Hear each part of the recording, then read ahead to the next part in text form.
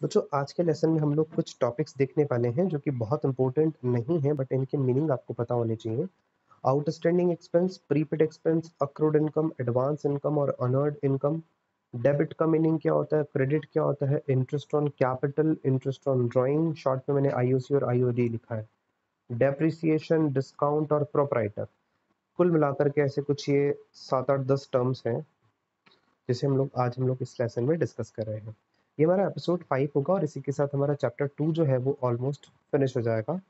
ठीक है, हम आते हैं 20 नंबर की टर्म है हमारी आउटस्टैंडिंग एक्सपेंस। बच्चों आउटस्टैंडिंग एक्सपेंस हम लोगों ने क्लियर भी किया था जब हम लोग करंट लाइबिलिटीज पढ़ रहे थे। आउटस्टैंडिंग एक्सपेंस एक करंट लाइबिलिटी होता है ना। तो outstanding expense is expense due but not paid till the year and. Outstanding expense एक ऐसा एक्सपेंस होता है जो कि ड्यू हो चुका है लेकिन हमने ईयर एंड हो गया उसके बाद भी इसका पेमेंट नहीं किया। ठीक है, आउटस्टैंडिंग का मतलब होता है बकाया या ड्यू वर्ड, दोनों सिनोनिम्स ही हैं, आउटस्टैंडिंग और ड्यू वर्ड। ठीक है, एग्जाम्पल हमने लिखा है salary of an employ of March 2020 month not paid till the year end 2019-20। समझो, हमारा ईयर चल रहा था 1 अप्रैल 2019 से लेकर के 31 मार्च 2020 तक। और इसमें क्योंकि कोरोना वायरस जो है वो 22 मार्च से हमारे इंडिया में आपको पता है लॉकडाउन लग गया था। तो तब से हमारे सारे के सारे बिजनेसेस बंद हो गए बच्चों। तो आपका 31 मार्च 2020 को जो सैलरी बनती थी एक बंदे की, आपने उसे पे नहीं की मार्च वाले मंथ की। ठीक है, तो मार्च वाले महीने की सैलरी आपने ये वाला पूरा ईयर, ये पूरा फाइनेंशियल ईयर निकल गया उसके बाद भी पे नहीं की। इसीलिए वो जो सैलरी आपकी ड्यू है उसे आप आउटस्टैंडिंग सैलरी नाम देंगे। फिर आप क्या देंगे उसे, आउटस्टैंडिंग सैलरी। और ये आपके बिजनेस के लिए एक करंट लाइबिलिटी होता है। ठीक है, फिर हम आते हैं प्रीपेड एक्सपेंस पे। प्रीपेड एक्सपेंस बच्चों ये एक ऐसा एक्सपेंस होता है जो कि आपने एडवांस में पे किया है नेक्स्ट अकाउंटिंग पीरियड के लिए।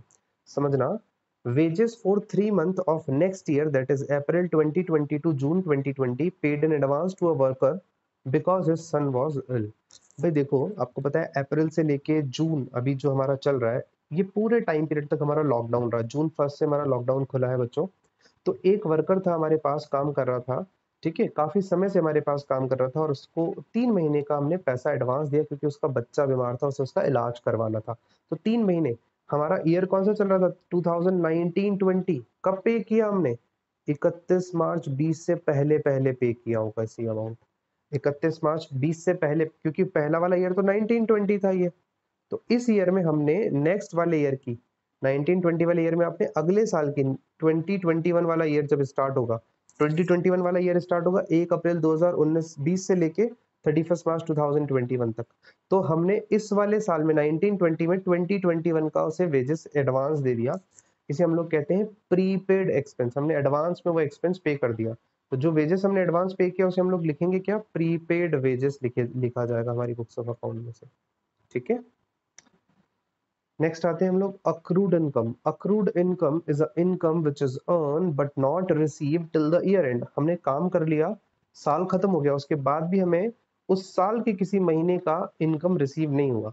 एग्जाम्पल लिखा हमने, एक एम्प्लॉय है जो कि ऑफिस में काम करता है लेकिन उसके बॉस ने उसे मार्च 2020 की सैलरी नहीं दी। क्यों नहीं दी, क्योंकि कोविड-19 के चलते हमारे इंडिया में लॉकडाउन चल रहा था। तो मार्च 2020 का उस एम्प्लॉय के पॉइंट ऑफ व्यू से समझना जरा, एम्प्लॉय के पॉइंट ऑफ व्यू से तो है वो अक्रूड इनकम, क्योंकि उसने काम कर लिया, उसके बदले उसे सैलरी नहीं मिली। लेकिन अगर मैं इसी ही बात करूं तो बिजनेस के पॉइंट ऑफ व्यू से जो सैलरी हमने पे नहीं किया एक एम्प्लॉय का, उससे काम करवा लिया, वो हमारे लिए आउटस्टैंडिंग सैलरी कहलाएगा। समझ गए, कि हमें उस सैलरी का पेमेंट करना बाकी है। वैसे ही हम 423 टर्म पे आते हैं, ये है अनअर्न्ड और एडवांस इनकम। अनअर्न्ड या एडवांस वर्ड बोल दो, दोनों एक ही बात होती है। एडवांस मतलब हमें इनकम एडवांस में मिल गई। तो income which is received in advance for next accounting period, अगर हमें अगले साल के लिए पैसा आज ही एडवांस मिल जाए उसे हम लोग एडवांस इनकम कहते हैं। एग्जाम्पल हमने दिया, एक एम्प्लॉय है जिसने अपना सैलरी नेक्स्ट ईयर का अप्रैल 2020 से लेकर जून 2020 का सैलरी एडवांस रिसीव कर लिया करंट ईयर में ही। ठीक है, यहाँ लिखा ना advance for next year in current year, मुझे इसके आगे इन करंट ईयर और लिखना था, मतलब करंट ईयर में उसने अगले साल का पैसा एडवांस रिसीव कर लिया। तो उसे हम लोग कहते हैं अनअर्न्ड और एडवांस इनकम। ठीक है, तो ये हमारे चार ऐसे टॉपिक्स थे जिसमें आप बच्चों को बहुत कन्फ्यूज़न होता है। मैं एक बार याद दिला दूँ, एडवांस इनकम आपकी करंट लायबिलिटी होती है बच्चों। वैसे ही जब हम लोग अक्रूड इनकम पे आते हैं तो अक्रूड इनकम हमारा करंट असेट्स होता है। फिर हम लोग प्रीपेड एक्सपेंस से आते हैं तो प्रीपेड एक्सपेंस भी हमारा करंट असेट होता है। फिर हम लोग आते हैं आउटस्टैंडिंग एक्सपेंस, ही हमारी करंट लायबिलिटी होती है। जब हमने आपको लायबिलिटी और असेट वाले एग्जांपल पढ़ाए थे, करंट लायबिलिटी और करंट असेट के, तब हमने आपको ये चीज़ें वहाँ पे डिफाइन भी की थी बच्चों। ठीक है, बताया भी था कि हम लोग आगे जा कर के फिर पढ़ने वाले हैं। ये 4 सिंपल सिंपल से टर्म्स समझ आ गए आपको। एक अब आपको ना, आप जब भी अकाउंट्स पढ़ते हो ना, आपको ये 2 वर्ड्स ज़रूर बार-बार सुनाई देंगे, एक डेबिट, एक क्रेडिट। तो बेटा ये दोनों वर्ड्स का मीनिंग क्या है, कहाँ से आए हैं, इसके बारे में छोटा-सा इंट्रो। डेबिट को हम लोग डीआर लिखेंगे शॉर्ट में, और ये जो वर्ड है ये इटालियन वर्ड डेबिटो से आया है, जिसका मतलब होता है रिसीविंग, हम रिसीव कर रहे हैं। ठीक है, तो ये डेबिटो वर्ड से आया है। डेबिटो इटालियन एक वर्ड है जिसका मतलब होता है रिसीव करना। तो जब भी कभी हम हमारे बिजनेस में कोई चीज रिसीव करते हैं तो हम उसे डेबिट करेंगे। ठीक है, और ये एक सिंपल सा रूल नहीं है, रूल तो अभी हम लोग आगे पढ़ेंगे, चैप्टर 6 में है रूल।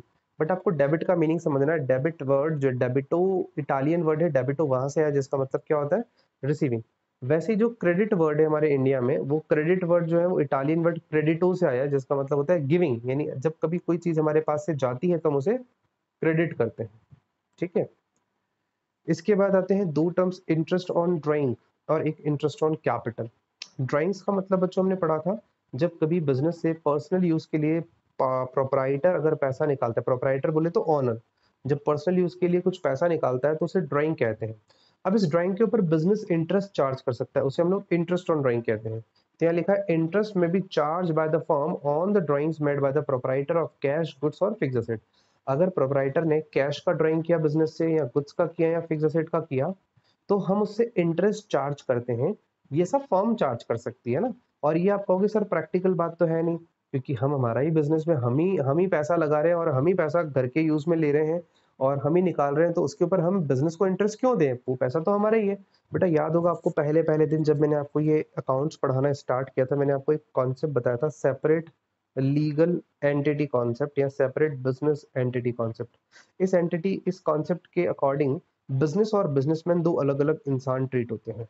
बिजनेस अलग है और जो उसका ऑनर है वो सेपरेट पर्सन ट्रीट होता है। तो जो पैसा बिजनेस ओनर में मतलब जो पैसा ओनर बिजनेस में लगाता है, वो बिजनेस के लिए लाइबिलिटी होता है। पढ़ा था ना हमने। तो उसी पॉइंट ऑफ व्यू से जब ओनर बिजनेस से पर्सनल यूज के लिए पैसा निकालता है, तो बिजनेस उससे इंटरेस्ट चार्ज कर सकता है। अच्छा, एक्चुअली में ये इंटरेस्ट चार्ज करना, इंटरेस्ट देना कैपिटल के ऊपर, ये दोनों जो टर्म्स है ना, वो टैक्स बचाने के लिए यूज की जाती है। ये आपको धीरे धीरे समझ आएगा, जब हम इसके आगे टॉपिक्स पे आएंगे ना, तब आपको और चीजें क्लियर होगी। Interest may be allowed on proprietor's capital by the firm. It is termed as IOC और interest on capital।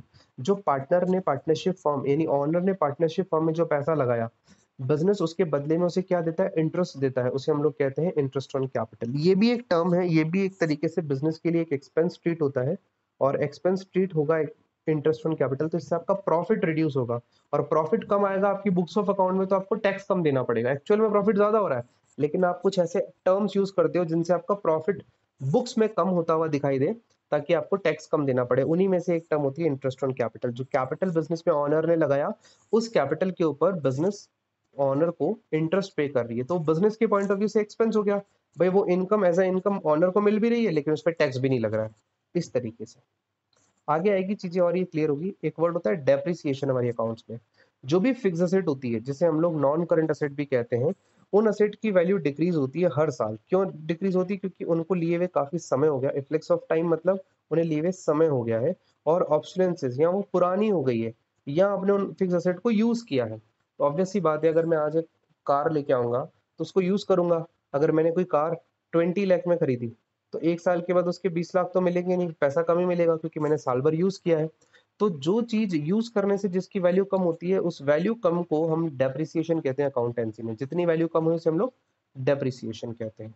ठीक है, अब एक टर्म आती है डिस्काउंट। डिस्काउंट सबसे लास्ट में पढ़ते हैं, पहले प्रोपराइटर वाला टर्म पढ़ लेते हैं हम लोग। प्रोपराइटर क्या होता है बच्चों? The person who makes the investment and bear all the risk connected with the business is called the proprietor. Proprietor वो व्यक्ति होता है जिसने बिजनेस में पैसा लगाया है, इन्वेस्टमेंट किया है, और सारी की सारी रिस्क बियर करने के लिए रेडी है बिजनेस से रिलेटेड, उसे प्रोपराइटर या ऑनर कहा जाता है। ठीक है, ये वर्ड्स आपको सुनने को मिलेंगे। एक वर्ड आता है बेटा, अब जो टर्म आती है डिस्काउंट। डिस्काउंट आपने पढ़ा होगा कभी। डिस्काउंट का मतलब क्या होता है? प्राइस कम होना, प्राइस में कमी आने को हम लोग डिस्काउंट कहते हैं। तो यहाँ लिखा है when customer allowed a reduction in the price of goods by the business it is termed as discount. जब कभी बिजनेस किसी कस्टमर को उसकी प्राइस, गुड्स की प्राइस कम करता है तो उसे डिस्काउंट टर्म कहा जाता है, डिस्काउंट कहा जाता है। डिस्काउंट हमारे अकाउंटेंसी में दो टाइप का होता है, एक ट्रेड डिस्काउंट, एक कैश डिस्काउंट बच्चों। ट्रेड डिस्काउंट क्या होता है बच्चों? जैसे आपने कभी देखा होगा, आप कभी मॉल वगैरह जाते हैं तो वहाँ लिखा होता है buy two get one free. तो होता क्या है, आप लेने तो गए हो एक जीन्स सपोज, और वहां पे आपने जैसे ही टैग देखा buy two get one free, तो आप क्या कहोगे कि यार एक अगर मेरी 2000 रुपए की जीन्स आ रही है तो मैं दो जीन्स क्यों ना ले लूं 4000 में, और दो जीन्स लूंगा तो एक जीन्स फ्री मिल जाएगी। तो इसको कहते हैं ट्रेड डिस्काउंट। यानी कि बिजनेसेस जो होते हैं वो आपको इस तरीके से ऑफर करते हैं डिस्काउंट, जिसमें उनकी सेल बढ़ती है। तो सेल बढ़ाने के लिए जो डिस्काउंट दिया जाता है उसे ट्रेड डिस्काउंट कहा जाता है। समझ गए? या कभी आपने देखा होगा बाय टू, ऐसे लिखा आता है बाय टू गेट, बाय, एक सेकेंड मैं लिख के बताता हूँ आपको, बाय टू गेट 25% ऑफ। दो चीजें खरीदो और 25% का ऑफ पाओ, सिंगल खरीदोगे कोई ऑफ नहीं। या कभी कभी ऐसा लिखा आता है buy two get 50% off on third purchase, यानी जो आप नेक्स्ट परचेस करोगे उस पर 50% ऑफ मिलेगा। तो इस तरीके के जो डिस्काउंट होते हैं वो बिजनेसेस की सेल्स को बढ़ाने के लिए दिए जाते हैं, उसे ट्रेड डिस्काउंट कहा जाता है। It is the rebate allowed by the seller on the basis of sales. Sales के बेसिस पे रीबेट अलाउ की जाती है सेलर, उसे ट्रेड डिस्काउंट कहा जाता है। ट्रेड डिस्काउंट जो है उसे बुक्स ऑफ अकाउंट, बीओए मतलब बुक्स ऑफ अकाउंट में हम कभी भी रिकॉर्ड नहीं करते हैं। इसको डायरेक्टली डिडक्ट करके बताते हैं सेल प्राइस में से। फॉर एग्जांपल जैसे मैंने मान लीजिए 4000 रुपए की दो जीन्स खरीदी, ठीक है, और उन्होंने कहा 25% का डिस्काउंट है, तो 25% का डिस्काउंट 1000 रुपये हो गया। तो मैं क्या कहूंगा भाई, दो जीन्स, अभी मैंने नया एग्जाम्पल लिया है भाई, दो जीन्स खरीदो, 2000 की एक जीन्स, दो जीन्स खरीदो 25% ऑफ। तो मैंने दो जीन्स 2000 इंटू दो 4000 रुपए की खरीदी, उसमें से 25% निकाला, 4000 का 25% होता है 1000 रुपए, उसका डिस्काउंट मिल गया मुझे। तो मैं क्या बोलूंगा कि मुझे तो 3000 में दो जींसेस पड़ी, 1500 की एक पड़ी। आई बात समझ में? तो इस तरीके से ट्रेड डिस्काउंट को बुक्स ऑफ अकाउंट में ट्रीट किया जाता है। उस 1000 रुपए को नहीं दिखाया जाता, वो डायरेक्टली माइनस करके आप नेट सेल प्राइस शो करते हो। फिर लास्ट आता है बच्चों कैश डिस्काउंट। कैश डिस्काउंट क्या होता है? हम हमारे कस्टमर से टाइम पे पैसा रिसीव करना चाहते हैं, इसीलिए हम उसे इंसेंटिव प्रोवाइड करते हैं, डिस्काउंट प्रोवाइड करते हैं कि अगर जब हमने उसे गुड्स बेचा, अगर वो 7 दिन के अंदर पेमेंट करता है या 15 दिन के अंदर पेमेंट करता है या महीने भर के अंदर पेमेंट करता है, एक्चुअली ये टाइम पीरियड डिसाइड करता है सेलर। तो अगर कुछ स्पेसिफाइड टाइम पीरियड के अंदर वो पेमेंट करता है तो उसे हम लोग कैश डिस्काउंट देंगे। या अगर बायर जो आया है अगर वो कैश में हमसे बाय करता है तो हम उसे एक्स्ट्रा डिस्काउंट देंगे। आपको पता होगा मार्बल, जो हमारा मार्बल मंडी है, वहां पे अगर आप कैश पेमेंट करते हो तो आपको 2% का डिस्काउंट मिलता है, जिसे हम लोग बोलते हैं सीडी। कैश डिस्काउंट को शॉर्ट में क्या बोलते हैं? CD, cash discount. समझ गया? तो when goods are sold on credit, the customer enjoy a facility of making payment on some date in future। जब हम गुड्स को क्रेडिट पे बेचते हैं, उधार पे बेचते हैं, तो कस्टमर को हम ये फैसिलिटी प्रोवाइड करते हैं कि वो फ्यूचर में आने वाले टाइम पे पैसा चुका सकता है। In order to encourage them to make the payment before the expiry of the credit period, और डिडक्शन इज ऑफर्ड। हम एनकरेज करते हैं उन कस्टमर्स को कि जो हमने उनको टाइम पीरियड दिया है उस टाइम पीरियड से पहले पहले अगर वो हमें पेमेंट कर दें तो हम उन्हें कुछ डिडक्शन देते हैं, उनकी प्राइस में, उनके ड्यू अमाउंट में कुछ डिडक्शन देते हैं। उस डिडक्शन को हम लोग कैश डिस्काउंट कहते हैं। कि भाई अगर आप टाइम पीरियड से पहले पेमेंट चुका दोगे, आपका 10,000 का पेमेंट है, हम आपको 2% ऑफ दे देंगे, मतलब 200 रुपये कम कर देंगे। तो 10,000 रुपये में से 200 रुपये जाएगा तो कितना बचेगा? 9800 रुपीज। ठीक है। बट याद रखना, यहाँ जब कैश डिस्काउंट की बात करते हैं तो ये कैश डिस्काउंट की बात भी हम हमारी बुक्स ऑफ अकाउंट में लिखेंगे। इसके लिए भी कुछ ना कुछ ट्रांजेक्शन हम लोग कोई एंट्री वगैरह पास करेंगे, इसको भी रिकॉर्ड किया जाएगा आसान भाषा में दोस्तों को। लेकिन ट्रेड डिस्काउंट नहीं रिकॉर्ड किया जाता, ये आपको थोड़ा ध्यान रखना है। तो बच्चों आज के इस लेसन में हमारा ये जो एपिसोड नंबर 2 था, एपिसोड नंबर 5 था, ये पूरा चैप्टर 2 को कंप्लीट करता है। ठीक है, इन पांचों एपिसोड में हमारा चैप्टर 2 कंप्लीट हो गया है।